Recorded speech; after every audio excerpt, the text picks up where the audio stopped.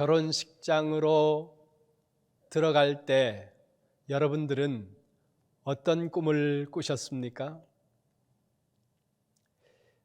눈처럼 하얀 드레스를 입고 축복처럼 세워진 꽃들 사이를 지나서 저만치 서 있는 한 남자를 향해서 걸어가던 때, 그리고 고즈넉이 고개 숙이고 아빠의 손을 떨리는 손으로 잡고, 그리고 내게로 걸어오는 그 한 여인을 바라보던 때,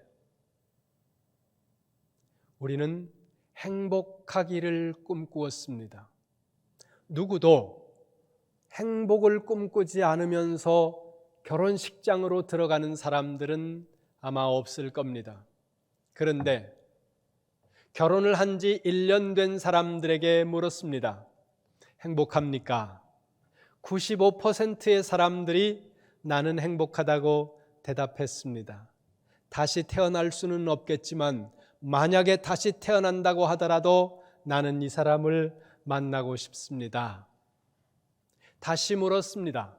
결혼하고 20년이 넘은 사람들에게, 그래 그 결혼이 행복하더냐고.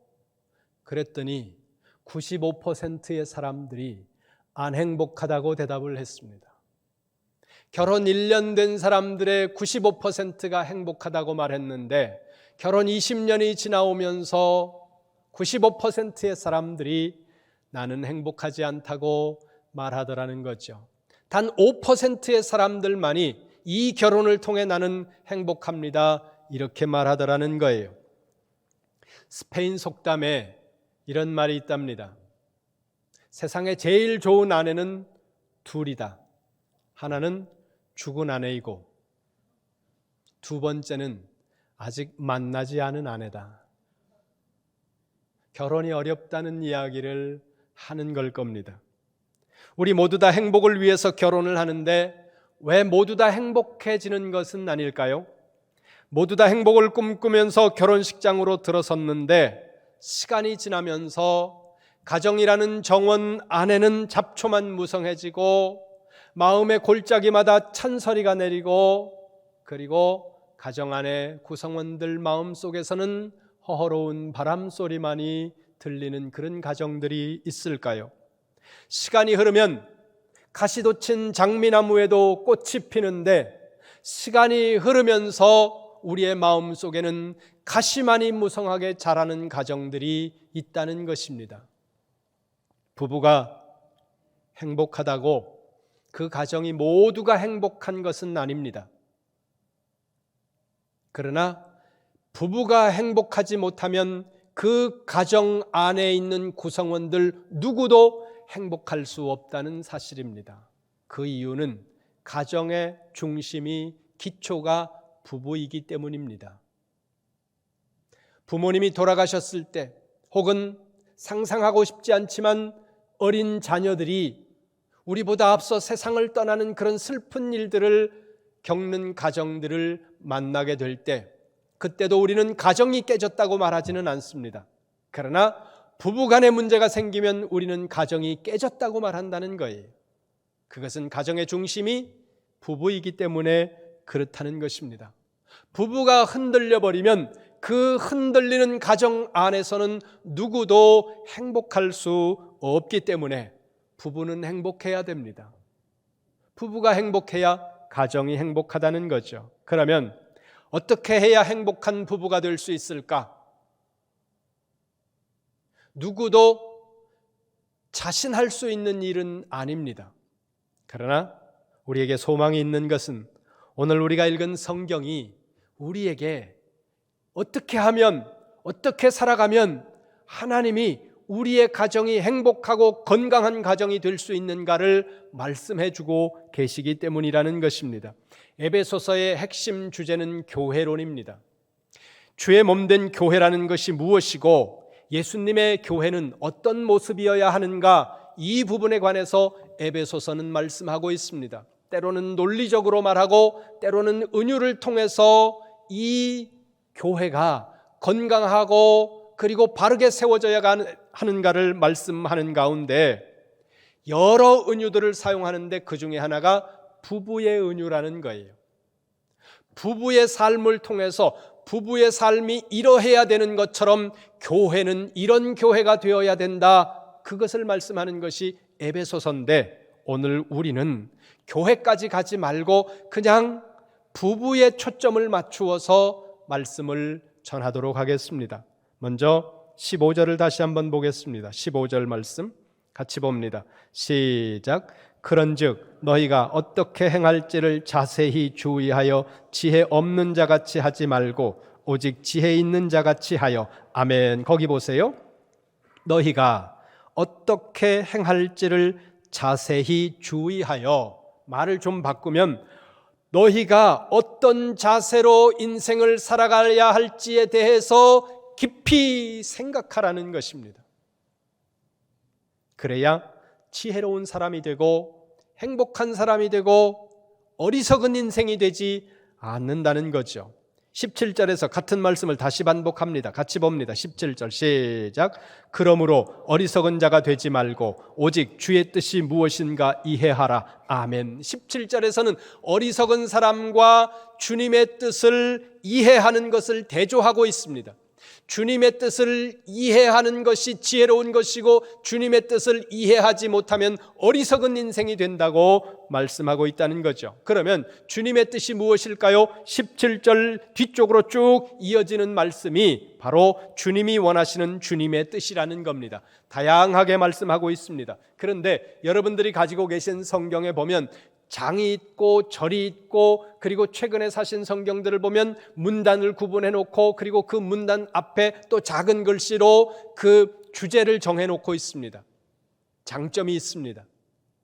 여러분들이 성경을 그 주제 안에서 이해를 한다면 보다 더 정확하고 쉽게 하나님의 말씀에 접근할 수 있다는 거죠. 하나님의 뜻을 우리가 발견할 수 있다는 거예요. 그런데 사실 헬라어 원래의 사본을 보면 장도 없고 줄도 없고 띄어쓰기도 없고 그냥 쭉 하나로 통으로 이어지고 있다는 거예요. 그런 점에서 저는 오늘 에베소서 5장 15절부터의 말씀을 22절 이하의 말씀과 구별하지 않고 그냥 하나로 계속 이어지는 문단으로 그렇게 말씀을 드리겠습니다. 22절부터의 말씀이 뭡니까? 하나님께서 거듭난 성도들의 가정, 특히 부부 사이에 지켜져야 하는 중요한 부부의 윤리를 말씀하고 있는데, 그 부부의 윤리에 대한 말씀이 22절부터 딱 끊어지는 것이 아니라 그 앞에서부터 뒤쪽으로 쭉 이어지고 있다고 말씀을 그렇게 보겠다는 겁니다. 15절 다시 봅니다.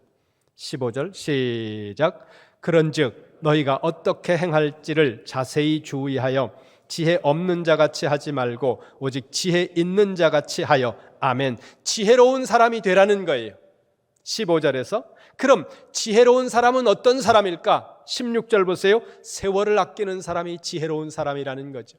시간을 아끼라는 거예요.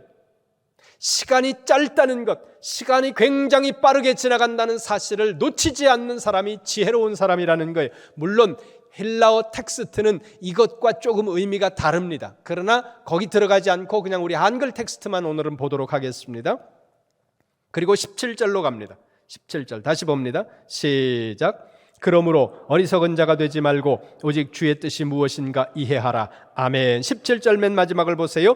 주의 뜻이 무엇인지 이해하라. 그러면 주의 뜻이 무엇일까요?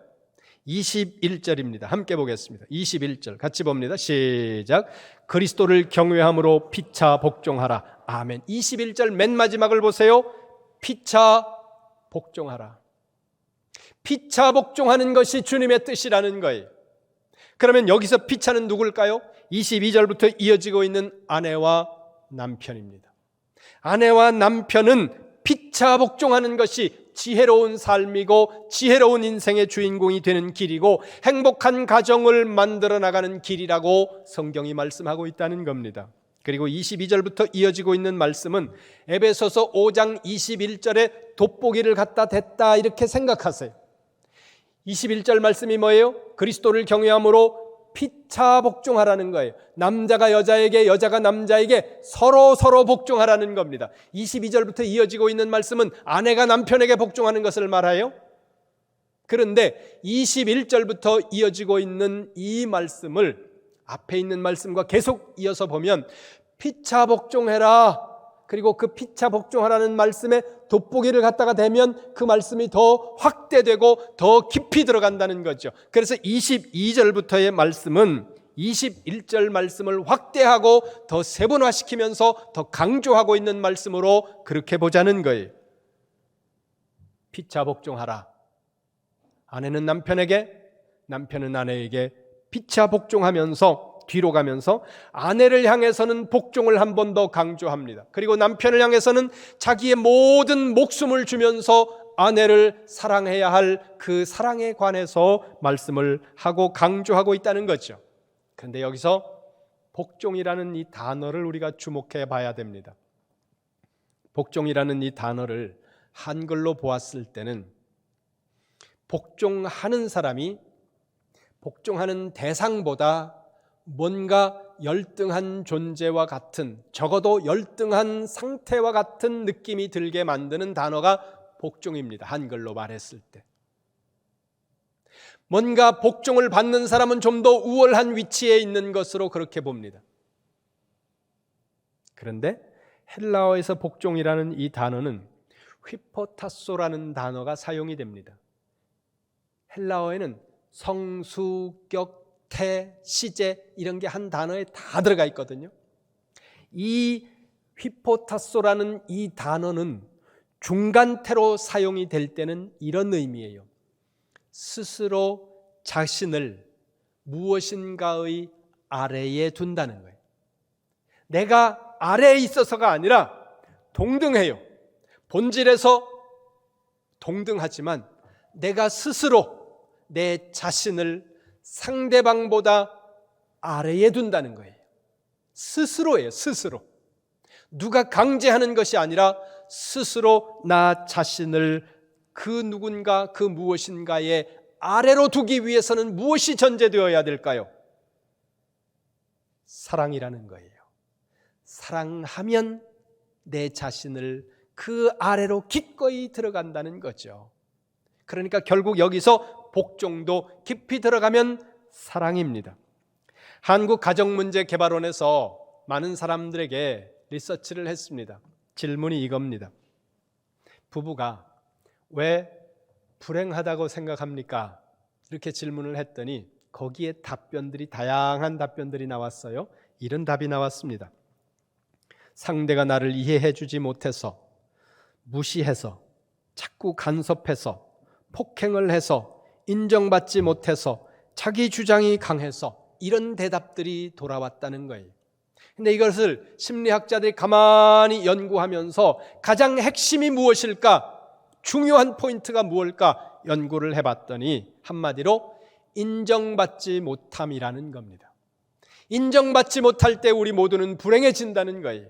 그 관계가 어떤 관계이든 인정받지 못할 때 우리는 그 관계 속에서, 그 공동체 가운데서 불행해지게 되더라는 거죠. 모든 사람은 상대방이 나를 인정해 주기를 원합니다. 남편이 아내를 인정해 주기를 소망하고, 아내가 남편을 인정해 주기를 남편은 소망한다는 거예요. 부모는 자녀들이 인정해 주기를 바라고, 자녀는 부모들이 인정해 주기를 바랍니다. 직장 상사가 부하를 인정해 주기를 바라고, 상사들도 부하들로부터 인정받기를 원한다는 것입니다. 교회에서도 마찬가지예요. 교회에서도 우리가 서로 인정해주고 인정받는 일이 있을 때 그 공동체가 행복한 공동체가 된다는 사실입니다. 젊은 나이에 혼자 돼서 딸 하나를 기르면서 산 엄마가 있었습니다. 딸이 대학을 졸업하고 직장을 다니던 어느 날 남자를 데리고 왔습니다. 그리고 말해요. 엄마, 결혼할 거야. 이 남자야. 그리고 엄마 대답을 기다리는데 엄마는 딸이 데리고 온 남자가 마음에 안 드는 거예요. 딸을 빼앗기는 것 같고 그 남자하고 결혼하겠다고 주장하고 있는 그 딸이 자신을 배신한 것 같은 거예요. 여러분, 저는 딸이 없어요. 딸 가진 엄마들, 딸이 데리고 온 남자를 볼 때 자기가 살 남자처럼 보지 마세요. 의외로 있어요. 그러면 힘들어져요. 자기가 살 남자가 아니고 딸이 살 남자예요.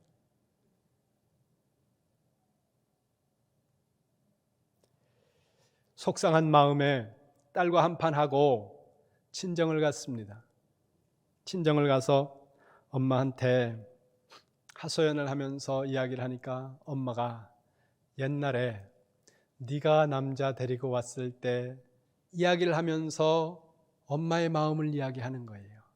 그 엄마의 이야기를 듣는 순간 옛날 일이 떠오르면서 딸이 이해가 되더라는 거죠. 딸이 이해가 되니까 딸이 데리고 온 남자가 인정되더라는 거예요. 여러분, 부부는 행복하기 위해서 부부가 되었는데 왜 행복과는 자꾸 너무도 멀리 불행한 감정에 휩싸이는 그런 부부들이 있을까요? 그것은 우리가 서로를 인정하지 않기 때문이라는 것입니다. 그리고 그 인정은 사랑을 바탕으로 한다는 거예요. 사랑하면 인정합니다. 사랑하면 인정할 수 없는 것까지도 인정하게 된다는 거예요. 저는 결혼하고 얼마 안 됐을 때 저희 아내가 아침에 이불을 안 개고 이불에서 그 누에 꼬치가 허물벗듯이 쏙 빠져나와요. 그런데 그게 너무 귀엽잖아요. 너무 귀여운 거예요. 27년째예요, 올해. 미치겠어요, 그것 때문에. 27년 전엔 그게 너무너무 귀여웠는데 이제는 환장하겠는 거예요. 네. 왜 이불을 안 개냐는 거예요. 왜 이불을. 그렇다고 우리 집이 엉망은 아니에요. 살만해요. 그러니까 너무 불쌍한 눈으로 저를 보지는 마시고. 여러분, 뭐가 달라졌습니까? 아무것도 안 달라졌어요. 달라진 건 뭐예요? 내 생각이 달라진 거예요. 내 감정이 달라졌다는 거죠. 남편 여러분에게 말씀드립니다. 아내가 여러분의 생각과 여러분의 취향과 조금 다르게 행동하더라도 사랑하는 일을 멈추지 마시기 바랍니다. 아무도 아멘을 안 하는데 남편들에게 다시 말씀드립니다. 아내가 여러분의 기대와 조금 다르더라도 사랑하는 일을 멈추지 마시기를 주님의 이름으로 축원합니다. 있는 그대로를 인정하는 게 사랑이에요. 아내들에게 말씀드립니다.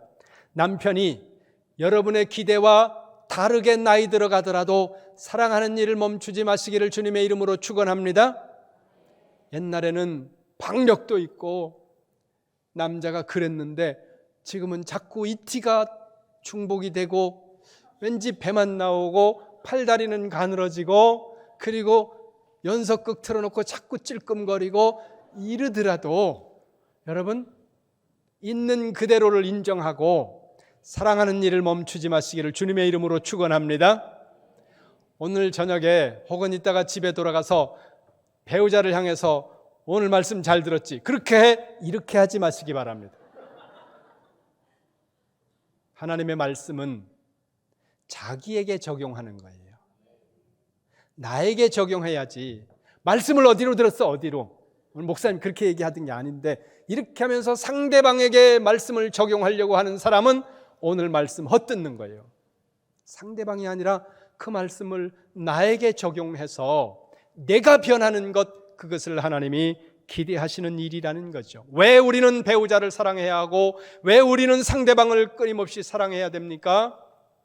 그것이 내 자신을 사랑하는 일이라고 에베소서 5장 28절에서 말씀하고 있다는 겁니다. 5장 28절 맨 마지막에 보세요. 자기가 자기를 사랑하는 일이라는 거예요. 아내를 사랑하는 것은 자기를 사랑하는 것이고, 남편을 사랑하는 것은 자기 자신을 사랑하는 것이고, 아내를 사랑하지 않는 것은 자기를 사랑하지 않는 것이고, 남편을 사랑하지 않는 것은 자기 자신을 사랑하지 않는 것이라고 성경이 말씀합니다. 그런 거로 여러분의 생각과 조금 다르게 나이 들어가고, 그 상대를 바라보면서 연애 때 막 가슴 뛰면서 생각하면 막 밤에 잠이 안 오고 그러던 그 감정들이 다 사라졌다고 하더라도 여러분, 사랑이 사라진 것은 아니라는 사실을 기억해야 돼요. 우리는 그 연애하던 시절에 처음 만났던 그때의 가슴 뛰는 그것만 사랑이라고 생각해가지고 자꾸 어디 가슴 뛰는 데 없나 그리고 찾아다니는데 큰일 나요. 결혼한 지 25년이 됐는데도 나는 아내를 볼 때마다, 남편을 볼 때마다 저녁에 잠자리에 누워서 이렇게 손만 살짝 스쳐도 가슴이 뜁니다. 병이에요? 부인을 보면서 계속 20년 넘게 가슴 뛰어보세요. 심장이 견디나? 못 견뎌요. 하나님이 알아서 뛰지 말라고, 건강하라고. 그러니까 부인을 보면서 가슴이 안 뛴다 이렇게 생각했어요. 아, 하나님이 나를 오래 살게 하실 모양이다. 뭐든지 긍정으로 생각하고 뭐든지 좋게 생각을 하고 상대가 있는 그대로를 인정하고 그리고 사랑하는 일을 계속하시기 바랍니다. 멈추지 마시기를 주님의 이름으로 축원합니다. 중심을 잃으면 외나무 다리를 건널 수 없습니다. 인생은, 그리고 부부 생활은 좁고 긴 외나무 다리를 건너는 것과 같습니다. 그 외나무 다리를 잘 건너기 위해서 우리가 끝까지 붙들어야 하는 것은 바로 사랑이라는 중심입니다. 남편은 주님이 교회를 사랑해서 자신이 몸을 주신 것처럼 아내를 사랑하고, 아내는 남편에게 사랑으로 복종하되 피차 서로 복종함으로써 상대를 있는 그대로 인정함을 통해서 건강하고 행복한 가정을 만드시고 험하고 짧은 인생을 가면서 가정을 통해 천국의 기쁨을 누리는 우리 이룸교회 모든 성도님들이 가정이 되시기를 주님의 이름으로 축원합니다.